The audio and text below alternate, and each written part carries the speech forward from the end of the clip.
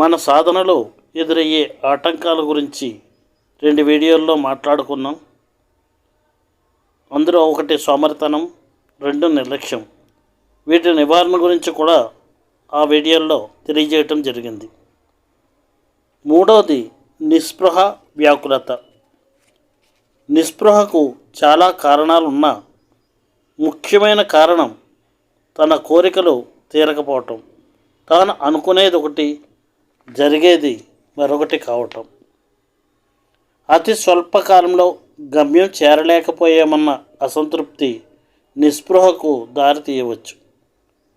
కోర్కెలు తీరలేదన్న కారణంగా కలిగే నిస్పృహ కంటే గమ్యం చేరలేదన్న కారణంగా కలిగే నిస్పృహ భిన్నమైంది, కోరదగింది కూడా.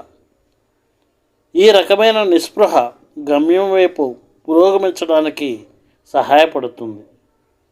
నిస్పృహ చివరకు నిరాశగా పరిణమించి తన పతనానికి దారి తీయకుండా సాధకుడు జాగ్రత్త పడటం అతని బాధ్యత. ఇప్పుడు నిస్పృహను ఏ విధంగా తొలగించుకోవచ్చునో తెలుసుకుందాం.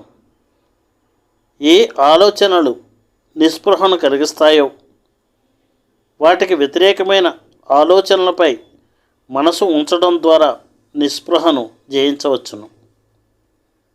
నిరంతర కృషితో ఉన్న స్థితికి చేరాలని సాధన చేసే అభ్యాసి తనలో గొప్ప ఓర్పు ఉండాలని గుర్తించాలి. గురువర్యుల స్వీయ చరిత్ర ఇందుకు ఒక చక్కని ఉదాహరణ.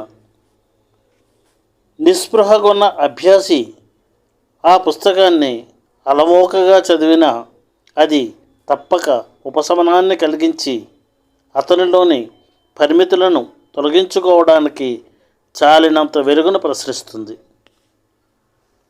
పరిణామం అంటే చిటికలో సాధించే ఇంద్రజాలం లాంటిది కాదని తెలుసుకోవాలి.